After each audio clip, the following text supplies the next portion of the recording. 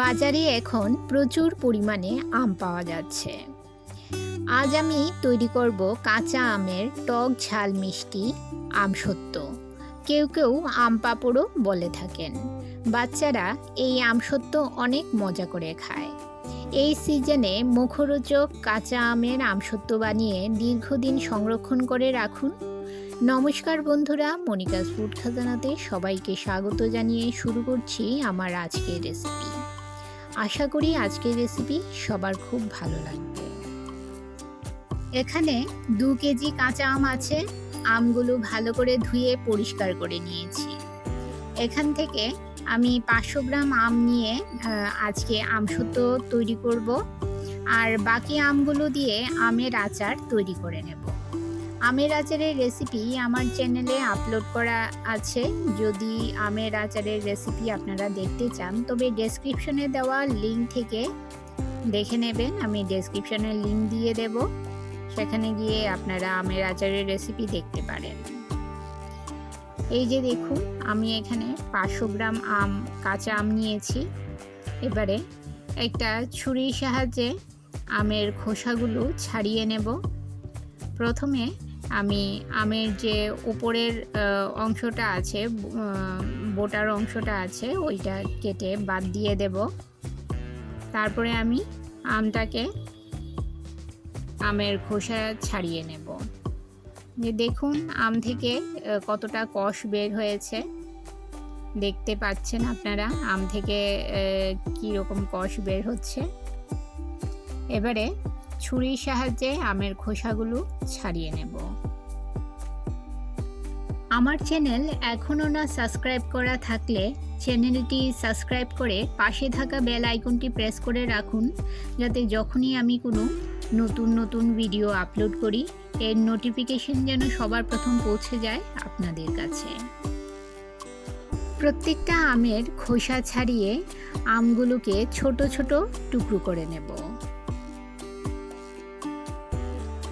গ্যাসের চুলায় একটা প্যান বসিয়ে কেটে রাখা আমগুলো এতে দিয়ে দিলাম।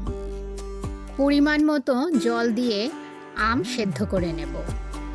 এমনভাবে জল দিতে হবে যাতে আম ভালোভাবে সেদ্ধ হয়ে যায় আর জলও যাতে শুকিয়ে না যায়। মিডিয়াম ফ্লেমে 10 মিনিট আমগুলো সেদ্ধ করে নেব। আম সেদ্ধ হতে বেশি সময় লাগে না, তবে এমনভাবে আমগুলো সেদ্ধ করতে হবে যাতে খুন্তি দিয়ে চাপ দিলেই গলে যায়। এই যে দেখুন, আমগুলো আমার খুব ভালোভাবে সেদ্ধ হয়ে গেছে। এবারে গ্যাসের ফ্লেম বন্ধ করে আমগুলো ঠান্ডা করে নেব। একটা পাত্র নিয়েছি, তাতে একটা ছাঁকনি বসিয়ে আমের পাল্প ছেঁকে নিতে হবে।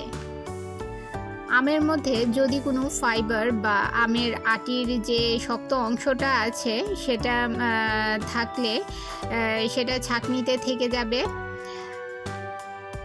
বন্ধুরা, যারা আমার ভিডিওগুলো রেগুলার দেখছেন আর সুন্দর সুন্দর কমেন্ট করছেন, তাদেরকে অসংখ্য ধন্যবাদ আর অনেক অনেক ভালোবাসা আমার পাশে থাকার জন্য, আমাকে সাপোর্ট করার জন্য। আর যারা নতুন বন্ধু হয়েছেন তারা অবশ্যই অপেক্ষা করবেন। বন্ধুরা, আমি আসবো আপনার চ্যানেলটি ভিজিট করে আপনার পরিবারের সদস্য হওয়ার জন্য। একটু দেরি হতে পারে, দেরি হলেও আমি আসবো আপনার চ্যানেলে ভিজিট করে আপনার পরিবারের সদস্য হওয়ার জন্য। এই যে দেখুন, ছেঁকে নেওয়ার পর এই ছাঁকনিতে ছিবড়েগুলো রয়ে গেছে, ফাইবারগুলো আর শক্ত যে খোসাটায় সেটা রয়ে গেছে। আর আমরা একদম খুব স্মুথ একটা আমের পিউরি পেয়ে গেছি। এবারে একটা প্যানে আমের পিউরিটা ঢেলে নেব। গ্যাসের ফ্লেম বন্ধ আছে। সমস্ত উপকরণগুলো একে একে মিশিয়ে নিয়ে তারপর আমরা গ্যাসের ফ্লেম অন করব। এবারে এতে দিয়ে দিলাম 1 কাপ পরিমাণ চিনি। তবে আম কতটা টক সেটা দেখে আপনারা চিনি দেবেন। আমসত্ত্ব তৈরি করতে আমি যে আমগুলো নিয়েছি সেগুলো খুব বেশি টক ছিল না, তাই 500 গ্রাম আমে 1 কাপ চিনি দিলাম। আমের পিউরির সঙ্গে নেড়ে চেড়ে চিনিটা ভালো করে মিশিয়ে নেব। এবারে গ্যাসের ফ্লেম অন করে দেব। দোকানের মতো আমসত্ত্ব বানাতে দিয়ে দিলাম 2 ড্রপ গ্রিন ফুড কালার। এটা সম্পূর্ণ অপশনাল, আপনারা চাইলে ফুড কালার ছাড়াও আমসত্ত্ব তৈরি করতে পারেন। আর দিলাম 1 চামচ চিলি ফ্লেক্স, সামান্য গোলমরিচ গুঁড়ো ও 1 চামচ নুন। নুনটা আপনাদের দেখাতে পারলাম না, ক্যামেরা বন্ধ করে নুন দিয়ে দিলাম, পরে দেখি ক্যামেরায় নুন দেওয়ার ভিডিওটা ওঠেনি। এবারে সব কিছু নেড়ে চেড়ে ভালো করে মিশিয়ে নিয়ে মিডিয়াম ফ্লেমে ম্যাঙ্গো পিউরিটা আমি ফুটিয়ে নেব। অনবরত নাড়তে থাকতে হবে যেন নিচে লেগে না যায়। এভাবে নাড়তে নাড়তে যখন পিউরিটা ঘন হয়ে আসবে আর এই রকম একটু চিটচিটে ভাব বা একটু আঠা আঠা ভাব হবে, এই পর্যায়ে গ্যাসের ফ্লেম বন্ধ করে দিতে হবে।